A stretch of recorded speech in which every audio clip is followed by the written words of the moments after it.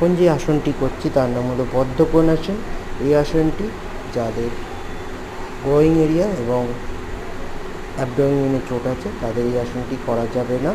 এই আসনটি করলে আমাদের ইনার থাইয়ের স্ট্রেচ হয় এবং আমাদের মিডল ব্যাক এবং লোয়ার ব্যাকের কোনো ব্যথা থাকলে সহজে ছেড়ে যায়, এমনি ব্যথা থাকলে আস্তে সেরে যায়।